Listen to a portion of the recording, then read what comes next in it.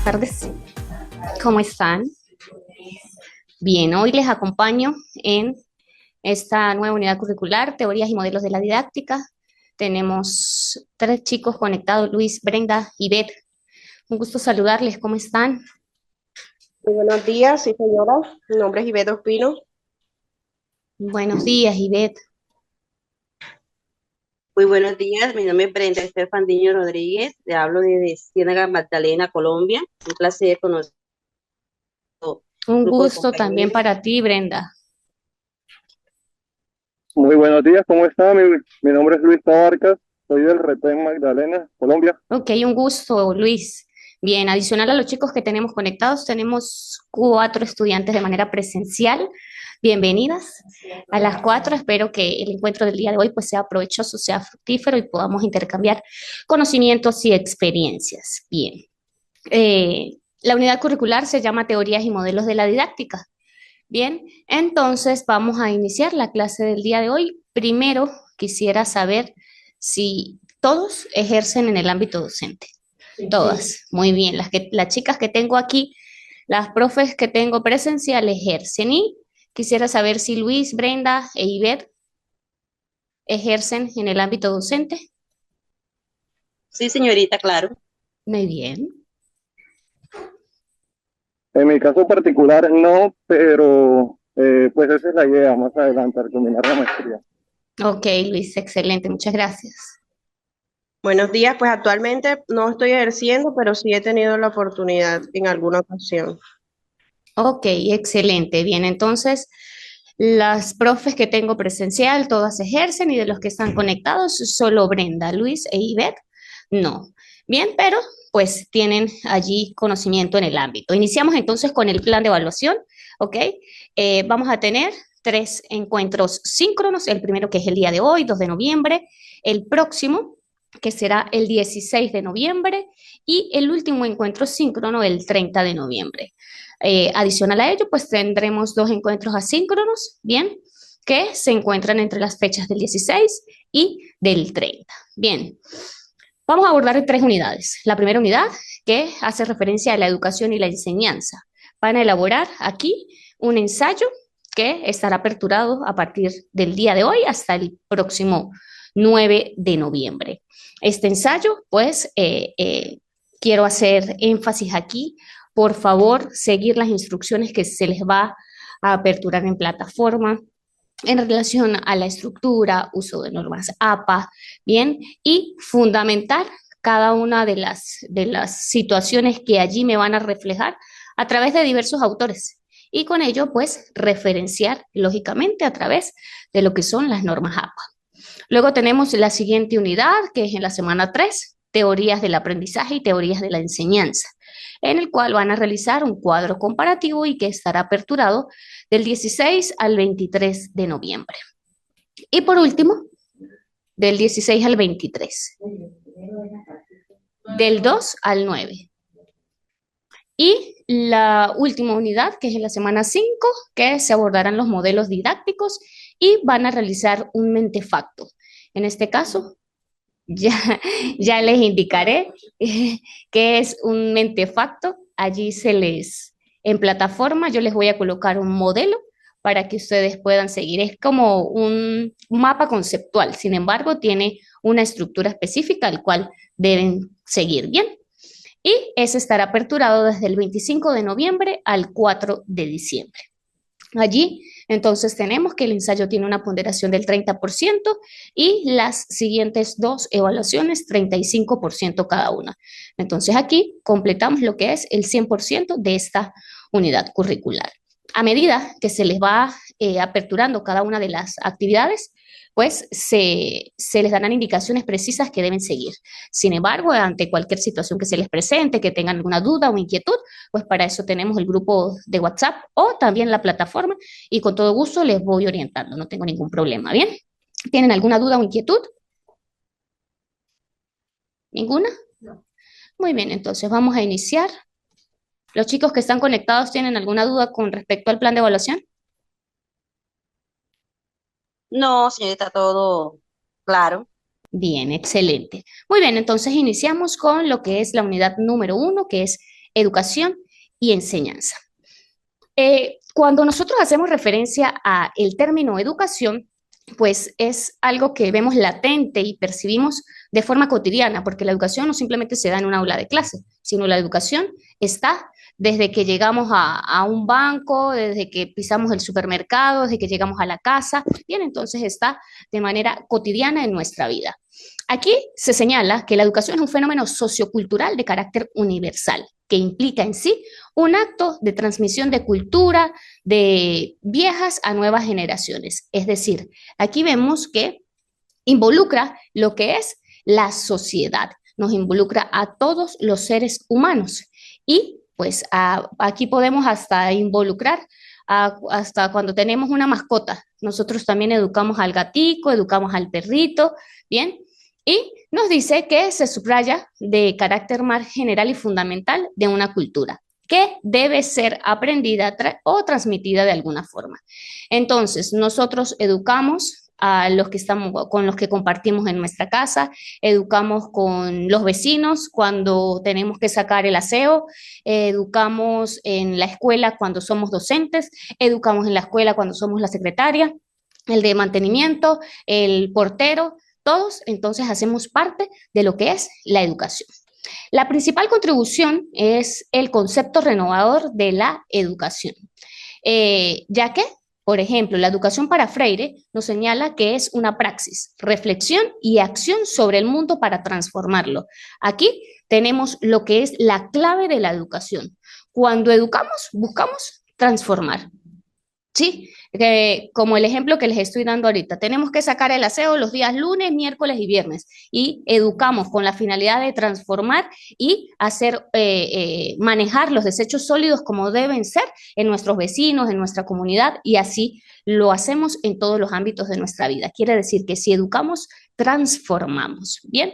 Y Freire pues también nos señala que la educación es un acto de amor, de coraje, de práctica de la libertad y dirigida hacia la realidad.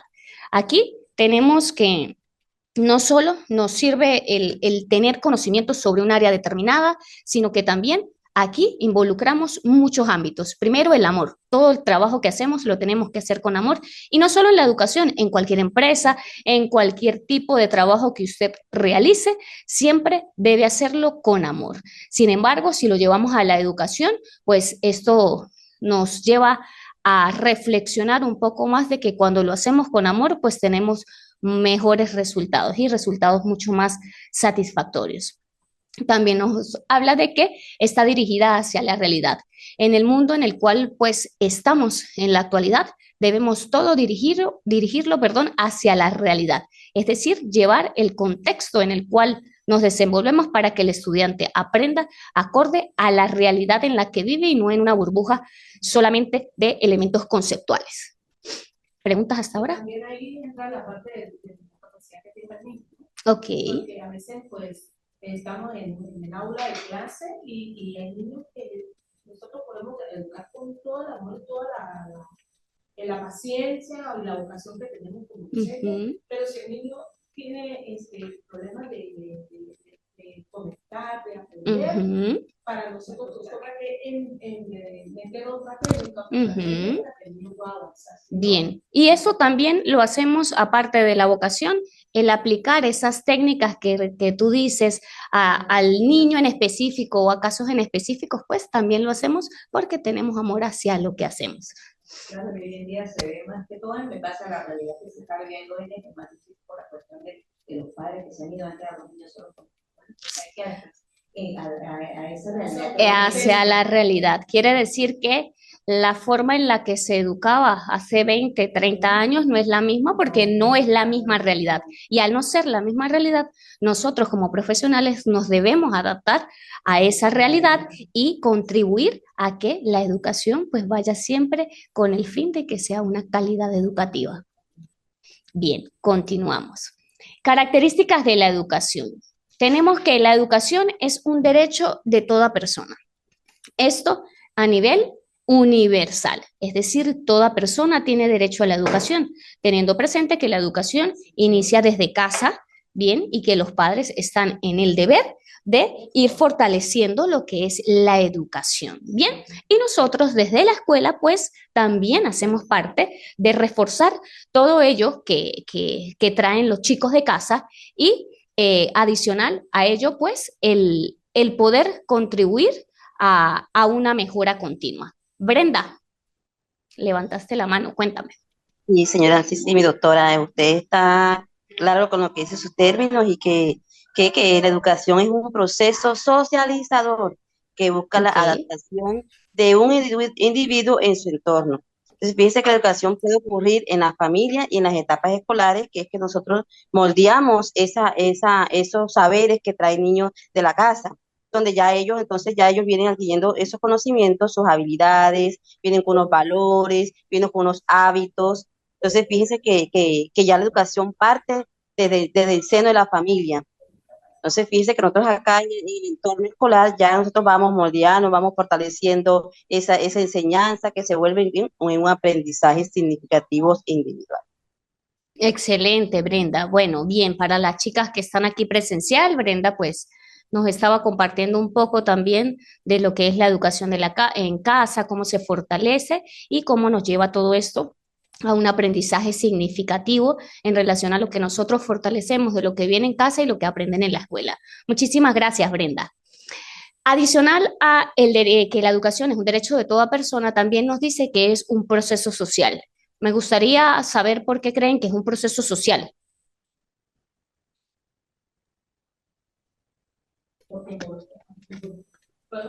¿Sí? Porque involucra a todos, a tanto padres, la Ujú. institución en general, la comunidad también. O sea, Muy está bien. interactuando con todas esas.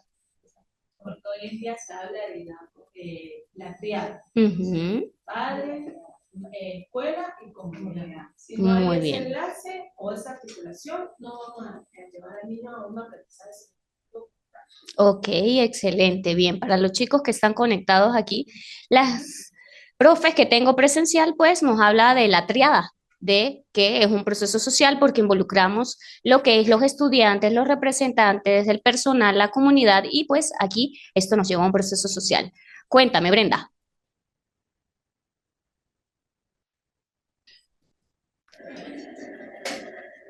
O Luis, que activó el micrófono.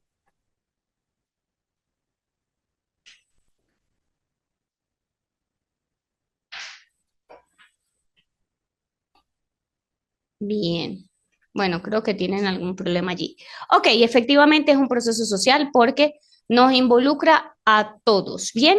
Y así como las chicas aquí me hablan de la triada, pues tenemos que a ello le adicionamos toda la educación en la cual se ve fuera de lo que son los espacios escolares y que esto nos lleva a un impacto social.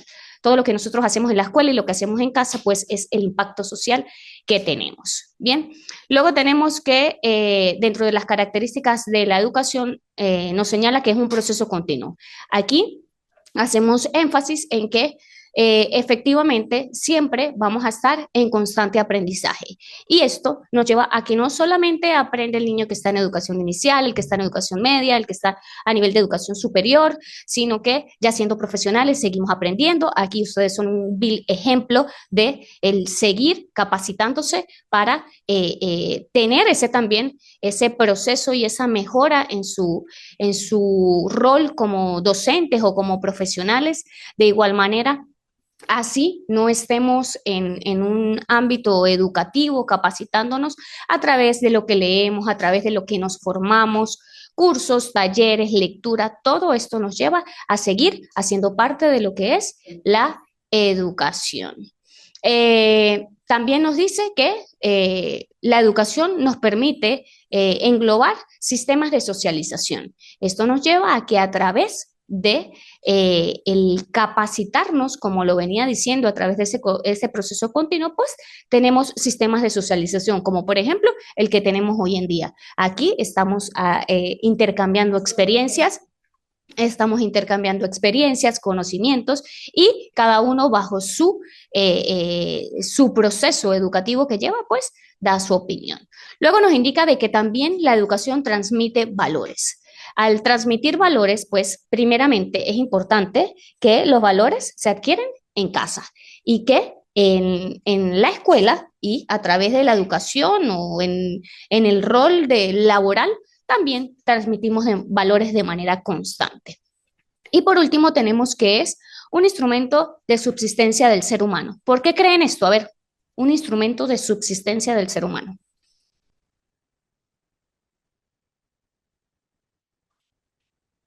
Dime. Okay. Claro, profe, porque si nosotros, por ejemplo, no tenemos un aprendizaje, ¿cómo nos vamos a sustentar tanto para la vida como para la sociedad? Muy Nosotros bien. debemos como lo decía usted anteriormente, ir llenando toda esa, aprendiendo cada día más, utilizando ese conocimiento para poder nosotros sobrevivir a una sociedad de tantos cambios. Porque puede ser que nosotros hoy en día, fíjate que nosotros venimos presencial y que a nosotros no.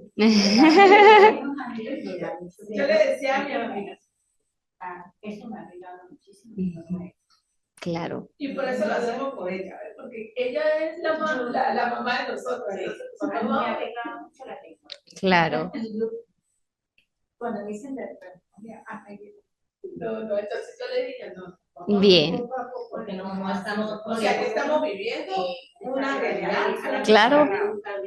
Sí, la persona le da miedo como innovar, o sea, hay que aplicar esas Claro.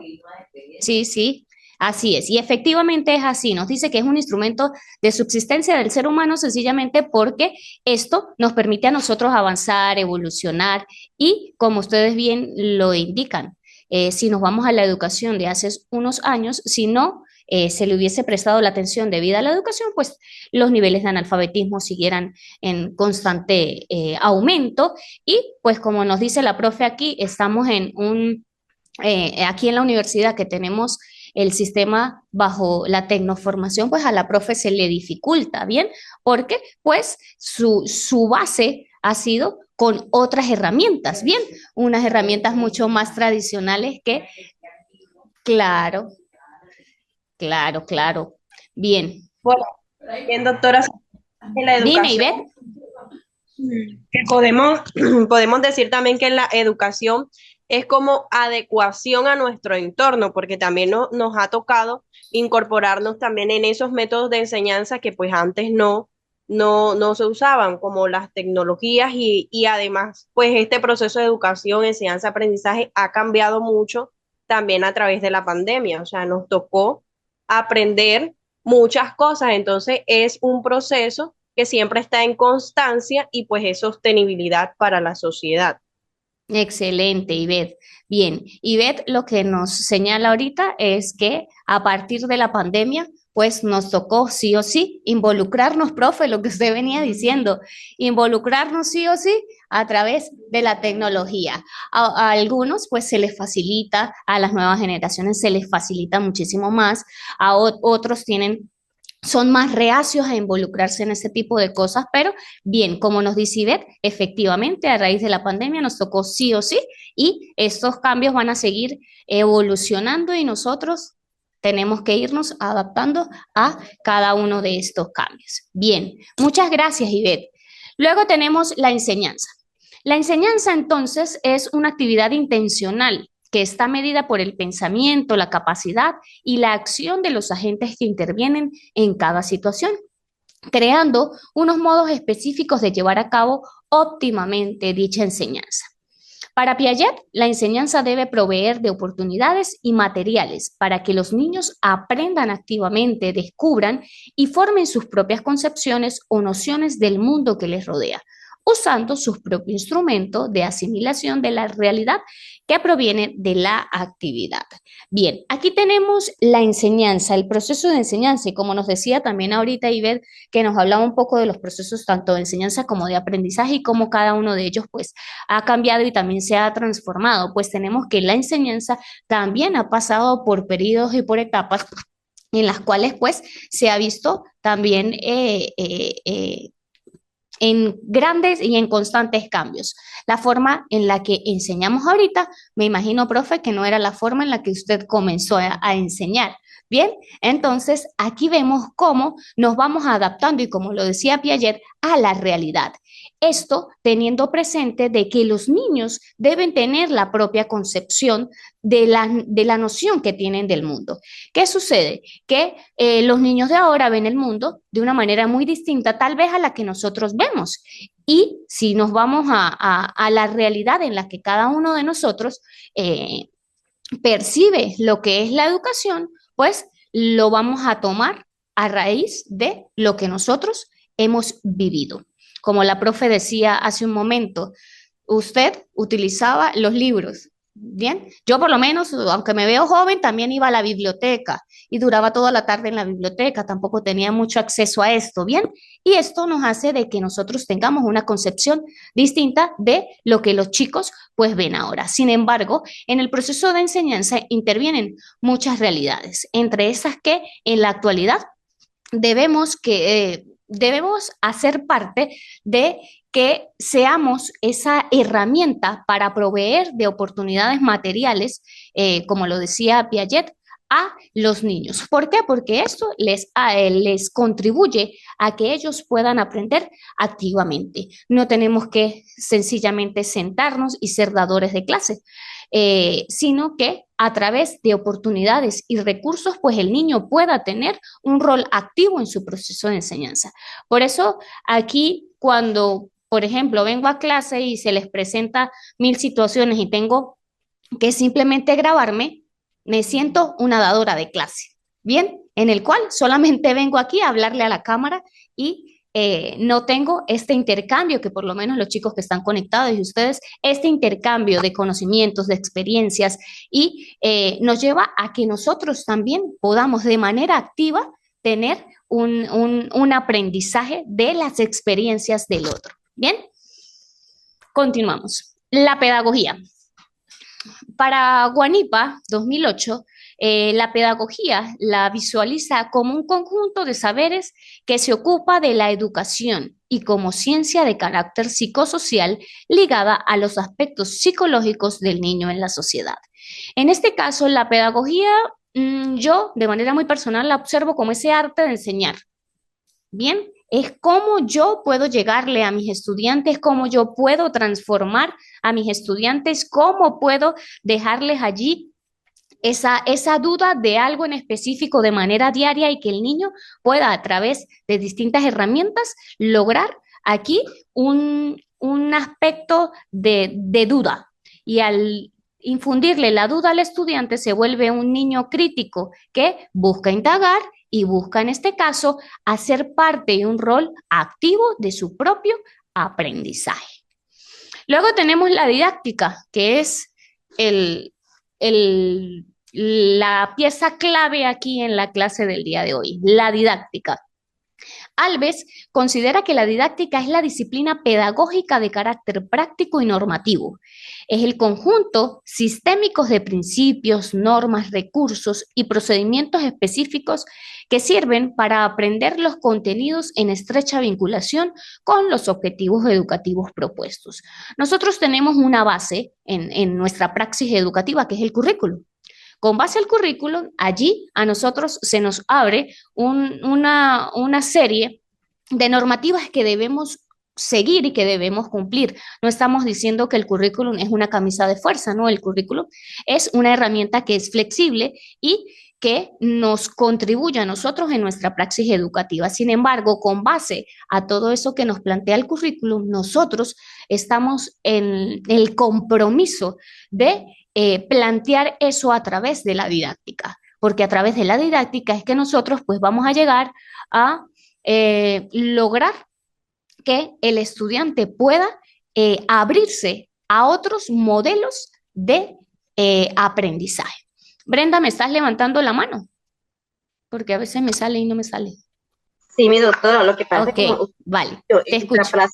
En nuestra clase pedagógica es donde nosotros vemos las necesidades que en verdad presenta el estudiante y que a veces nosotros nos valemos de un currículum que es lo que nos guía, es lo que nos explica de cómo vamos a efectuar ese conocimiento, cómo vamos a transmitirlo. Pero en sí, cuando estamos en el aula ya vemos ciertas necesidades y que uno busca la forma de llevar esa enseñanza al niño y que responda a un aprendizaje, porque es muy cierto, nosotros tenemos diferentes contextos. Ejemplo, en mi caso yo trabajo en una zona rural donde tenemos un currículo muy flexible, por lo que los estudiantes son por horas que llegan hasta la parte donde está la escuela y tenemos que en esas 4 o 5 horas hacer magia, porque es imposible de pronto darlas a ellos esas clases como tal, como se cumple en el calendario escolar y nos volvemos, mejor dicho, unos magos, no sé, hay que hacer hasta milagros.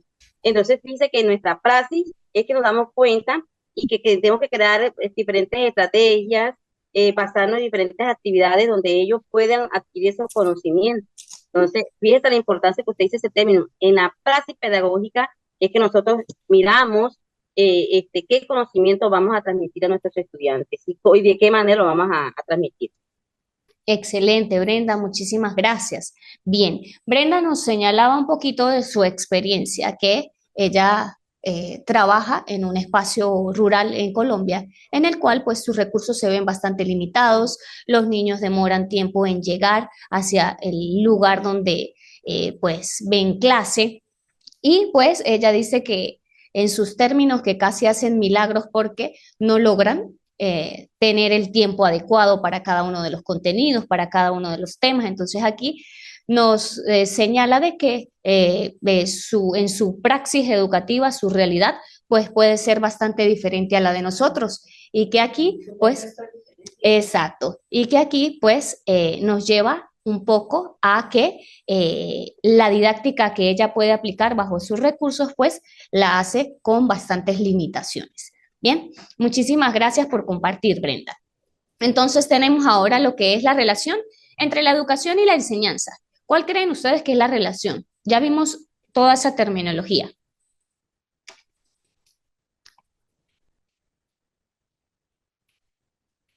Relación entre educación y enseñanza.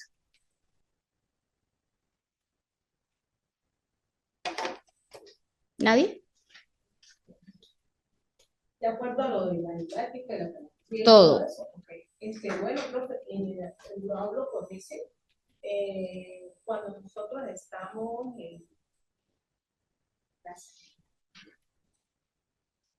Tranquila, Samuel. Aquí me quedan 10 minutos y todavía me falta clase. Entonces, ahorita estás pendiente, por favor. Me quedan me quedan 8 minutos.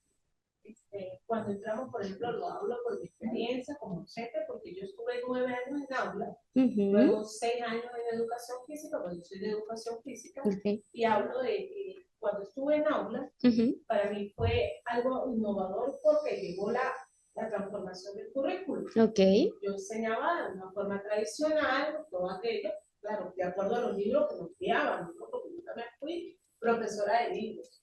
Entonces, entraba allí lo de la currículo que nos implantan en el 2008, en el 2003, perdón, después que entró el currículo a lleno, y nos informaban que teníamos que enseñar al niño a construir su aprendizaje. ¿Sí?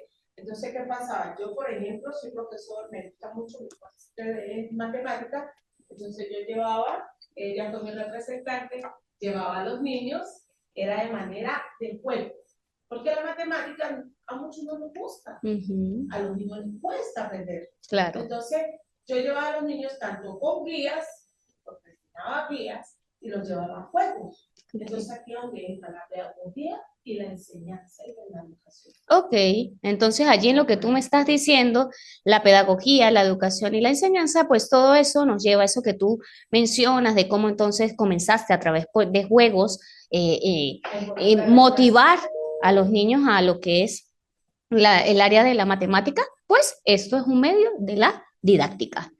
Bien, entonces, ¿a qué quiero llegar con esta relación de educación, enseñanza, pedagogía, toda esta terminología que ha sido base? Porque todo eso nos lleva a lo que es la didáctica. ¿Bien?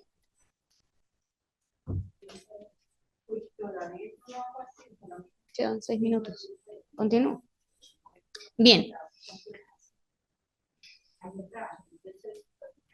Ok. Ok, en aula, y después me pasaron a ok, y me dijo que, o sea, que como yo enseñaba, era más fácil. Ahorita es más fácil, ya, así como dice, que uno a través del juego, uno aprende a hacer, por lo menos antes, y de un trabajo que tienen el escolar, ok. cómo las aporta la necesidad, vamos a Bien. ya la próxima semana le voy a llevar. Y es algo que el niño como que más le llama más la atención. O sea, y en verdad, o sea, el aprendizaje es significativo porque tú ves el niño con el juego se acuerda, ajá, fracciones, con el juego por ejemplo, sobre todo, toma todo, perdón, ya el niño se acuerda, ajá, militar, hacía estas, entonces sí hay un aprendizaje significativo de acuerdo a eso de la edad. Muy bien, entonces, pues aquí nos damos cuenta que las profes que están presencial, pues a través del juego, pues han logrado captar la atención y obtener un aprendizaje más significativo en los niños. Bien, todas se encuentran a nivel de primaria, ¿sí? Sí. Vale, muy bien. Ok, continuamos con los enfoques de la educación y la enseñanza. Esto de manera general, ¿bien? Son enfoques de la educación. El primer enfoque que abordamos el día de hoy, pues es el enfoque conductista. Bien, nos dice que el docente privilegia entregar estímulos a los alumnos y estos, al recibir el estímulo, deben entregar una respuesta. El enfoque conductista, aunque en la actualidad queremos dejarlo de un lado, siempre hablamos, siempre en todas las instituciones educativas en las cuales yo puedo laborar o con los cuales tengo contacto, hablan mucho del constructivismo y el constructivismo pareciera que fuera el día a día. Sin embargo, estamos errados allí. Sí, sencillamente con tocar el timbre a la hora del receso o a la hora de entrada ya estamos siendo conductistas. Bien, entonces aquí ya nos damos cuenta de que simplemente con eso a las 7 de la mañana ya estamos siendo conductistas. El utilizar la pizarra. El utilizar la pizarra. Muy bien. Efectivamente. Aquí nos dice que se entregan estos estímulos donde el estudiante ya está mecanizado y el docente también está mecanizado. Yo pregunto, ustedes responden, yo doy la clase y ustedes copian. Bien, ya estamos en una mecánica a través del conductismo. Luego nos dice que la institución o el docente se centra en el comportamiento del alumno y no en el desarrollo de su aprendizaje. Es decir, estamos pendientes de la conducta del que se levanta, del que habla, del que canta, del que juega y no nos centramos en lo que es el aprendizaje, porque mientras el niño canta, juega, se distrae, pues, ¿qué estamos haciendo nosotros los docentes para poder captar la atención de ese niño que no ha podido entrar en su proceso el día de hoy? Luego tenemos que el alumno genera aprendizajes a través de la imitación, es decir, aquí nosotros tenemos de que, sobre todo a nivel de educación inicial y de primaria, el niño va a imitar a su profesor. Lo que haga, lo que diga, a dónde vaya, si el profesor en la manera en que va al baño, el niño quiere ir al baño de esa manera, porque la maestra se convierte en allí la imitación del niño. Y tal cual. Me entregaron igual de maestro que me quedé. A ti mi rostro, no me ven así, entonces trata uno como de cambiar, de mejorar, porque todo lo cambia. Lo que sabe que es una anécdota, Ok. Porque ella es la representante de las niñas. Un día, yo siempre, los niños míos fueron niños, yo me decía el Tronchatoro cuando estaba en aula. Y era muy social, exigente y correcto. Soñaba con ella, lo que piensa. Sí, sí. Por tanta matemática. Entonces, los niños, la sobrina de ella también fue alumna mía, y dice, ella si se paraban o algo, ajá, ¿tiene problemas? Esa era mi palabra, ¿tiene problemas? ¿Qué tiene que hacer? Porque yo era la autoridad en ese momento y no podía dejar que se me Claro. al estilo ¿no? Entonces, un día ella me estaba contando que la sobrina dice, le estaban hablando entre ellos y le dice a la mamá y a la hermana, ¿tiene problemas? No es todo como que quedaron captados así. La imitan, todavía la imitan. Todavía la Hasta imitan. la actualidad esas niñas tienen 21 años cada una. Ujú. Y tienen gestos tanto de ella como de la profesora de educación inicial que la quieren, la Ujú. profesora la quieren mucho. Pero claro, no a manera de crítica y nada, sino como a manera de que Sí, porque marcaron su formación, efectivamente. Bien, y por último tenemos que el profesor siempre está pendiente del proceso educativo del alumno. En este caso, pues quisiera preguntar a los chicos que están conectados ahorita, me den una opinión acerca del conductismo. Y también en la misma palabra lo dice, la misma palabra lo dice, entonces la conducta del estudiante, porque como usted lo está diciendo ahorita, la profesora está pendiente de la conducta del estudiante, pero hay que orientarse para que Gracias, Samuelito. tenga una conducta adecuada, porque para todo sitio hay una manera de conducta, cómo comportarse.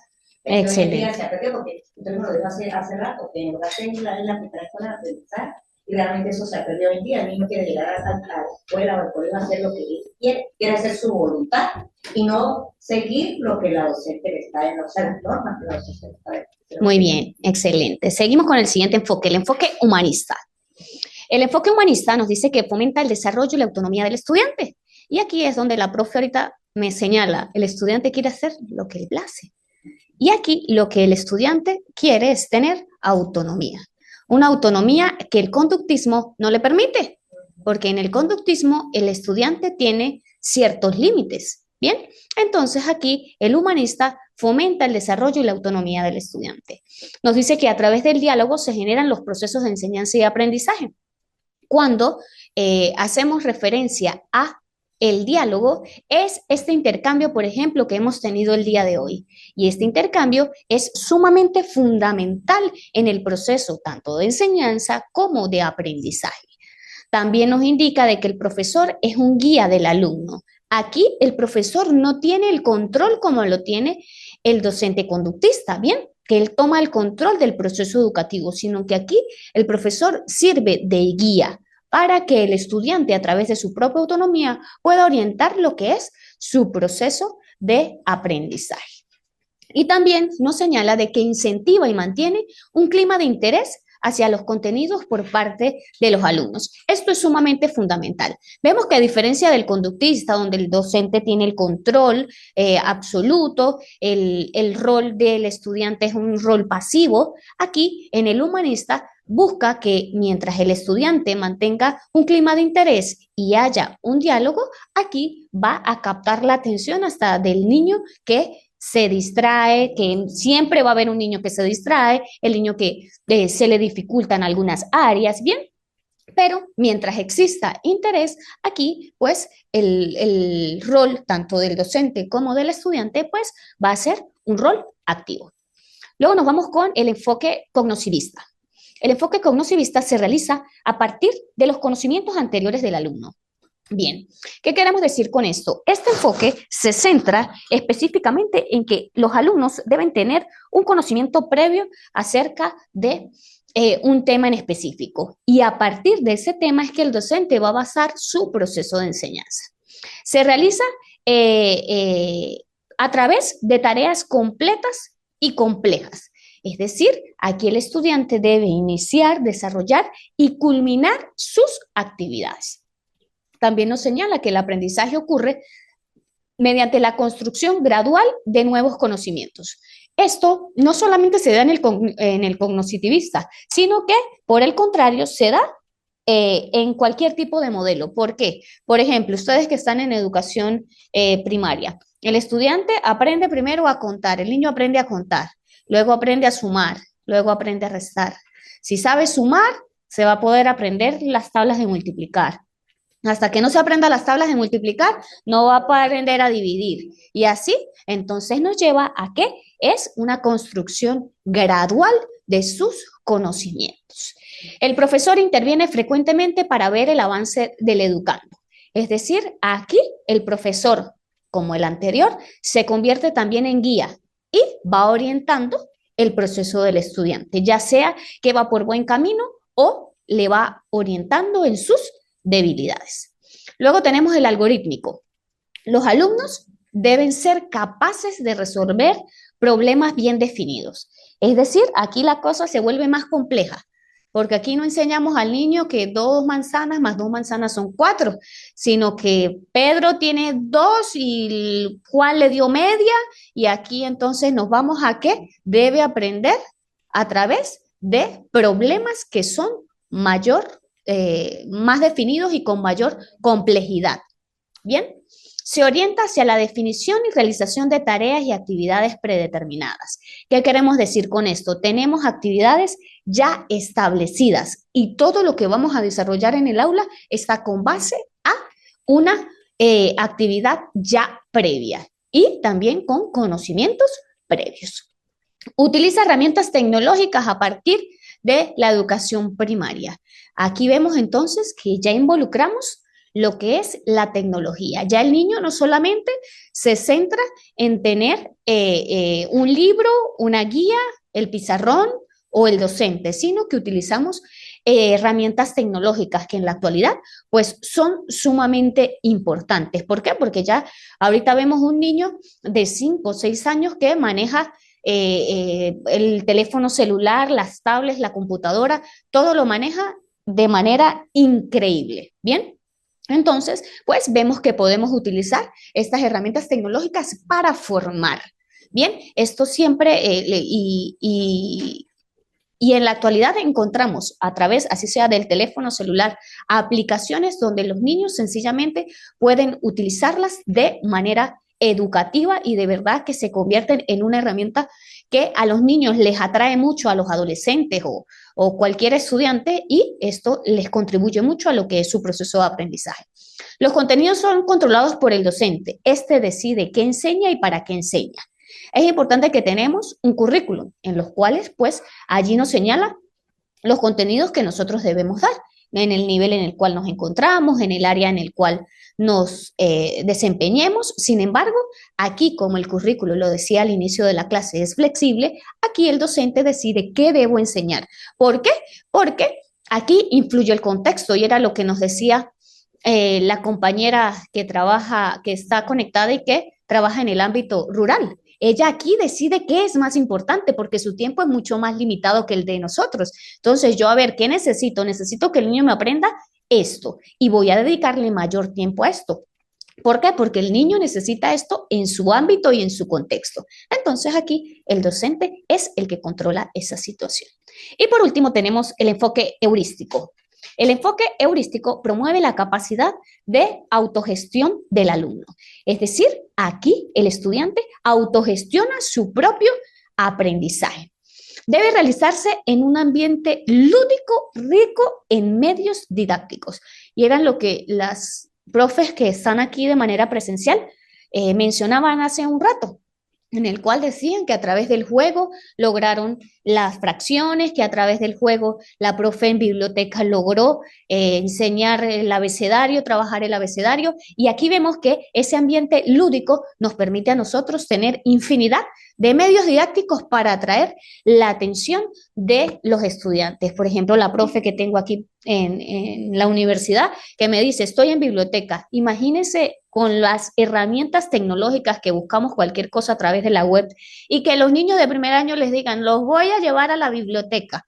¿A qué me van a llevar a la biblioteca? Lo van a ver como algo aburrísimo, imagínense, los libros. A ver, entonces la profe aquí utilizó una estrategia lúdica en la cual, pues, los niños van a querer volver a ir a la biblioteca, porque si les hubiese puesto un libro, a ver, vamos a ver cualquier cosa en el libro, no van a querer volver a ir a la biblioteca. Y aquí, pues, tenemos que este enfoque heurístico nos lleva sí o sí al ambiente lúdico y didáctico. Utiliza herramientas tecnológicas como simuladores y juegos educativos. Aquí, al igual que el anterior, pues también involucramos lo que son las herramientas tecnológicas. Tenemos simuladores y juegos educativos que, dependiendo de los recursos con los que cuente el plantel educativo, pues podemos involucrarnos en nuestra praxis educativa. Y el ambiente se produce a través de experiencias y el propio descubrimiento. Cuando el niño comienza a utilizar por ejemplo, juegos didácticos como los que ustedes mencionaron, o aplica las tecnologías, pues aquí él va a tener un propio aprendizaje, porque el niño va a decir, profe, usted me lo enseñó así, pero resulta que yo seguí, profe, no era así, porque mire, yo me metí por este lado y aquí era mejor, porque aquí también lo hice de esa manera y mire cómo me dio. Entonces, aquí vamos que el propio descubrimiento del estudiante es sumamente fundamental en lo que es este enfoque heurístico. Y aquí, pues, con esto terminamos, pero quisiera que cada uno me diera su opinión de estos enfoques de los cuales hablamos el día de hoy, el heurístico, el cognitivista, el algorítmico, el conductista y el humanista. ¿Cuál creen ustedes que se adapta a el ámbito en el que ustedes están y lo que están estudiando y para lo que se están capacitando y la realidad en la cual vivimos? Dime. Bueno, siempre el conductista siempre lo va a utilizar, Ok. pero yo me caracterizo un poco por el inglés, porque aplico una estrategia, por ejemplo, en la música, cuando uno le enseña a traer la música, ellos llegan con esa canción, uno le da contenido en base a esa estrategia, y entonces el niño como que llega más. Por ejemplo, ahorita en las navidades, pues siempre uno adapta una poesía o algo que se relaciona a la Navidad, pero adaptándolo al tema que se está trabajando en ese momento. Excelente, muy bien. El año pasado trabajé así porque, bueno, mi compañera, que es la que se ríe cuando le cuento mi día a día. Ay, yo no sé qué será. Mire, todos los años siempre, a medida que pasa el tiempo, los niños son como que más interactivos, quieren saber más, no la palabra es tremendo, pero sí, entonces uno de una manera como que de que siga las normas y la manera de cómo deben tener su comportamiento determinado, entonces uno tiene que prácticamente innovar para que tener, como que dice, no estamos en una cadena de control, o sea, de que claro. salga, y entonces me tocó aplicar eso a la música. En el pasado fue un paquete todo en relación a la música, y con eso ellos se quedaban un poco tranquilos. Excelente, muy bien. Por lo menos a mí me hace más fácil. Ellos por lo menos tienen una historia, un cuento, y de ese cuento yo utilizo los personajes que son ellos. Y entonces esto sucede. Esto, ¿y qué pasó?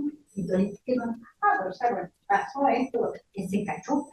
Mira, dice que se cayó. Así no van a transformar. Mira la temporada, en el tercer nivel, ellos les encanta que uno, cuando van a la biblioteca, que uno le gusta que el cuento sea mucho de dibujo, que tenga todo eso. Ellos le meten ahí a ver, y entonces, listo, pero me lo puedo quedar también. Entonces, sí, vamos, pero me lo entregan. Entonces, para el otro día cuando le esta es la mamá de ya, te llevo 5 libros, 5 cuentos, y entonces me dice, se puso a ver. Me estaba leyendo, no, profesor, yo le leí también un cuento, pero ella no me decía, se quedaba dormida. Eso también. Ahí es un aprendizaje y las historietas. Heurístico.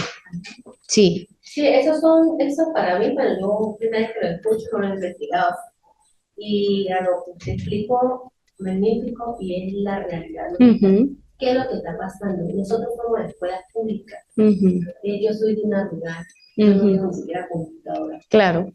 Entonces, que faltaría como eso, ¿sí? Como que ayudar más a las escuelas, implementar más, claro, uno investiga. Claro, no lleva la porque lleva canción, lleva juego. Pero, y esto se aprende cuando nosotros tenemos hijos, claro. Nosotros nos damos cuenta que los niños aprenden. Y ahorita que está ahí, yo sigo TikTok, cosas educativas espectaculares, hermosos, sí, que yo quisiera tener el niño de llevarme a esos niños. Claro.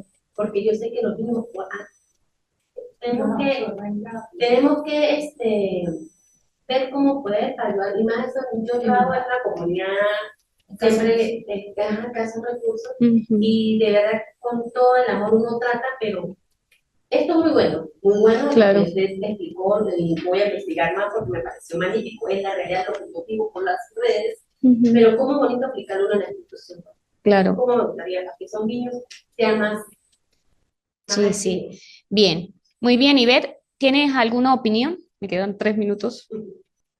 Pues yo siento que es muy importante pues que el estudiante pues desarrolle sus habilidades y uno se va acoplando a ellas, ¿verdad? Por eso, bueno, depende también el contexto en el que nos encontremos.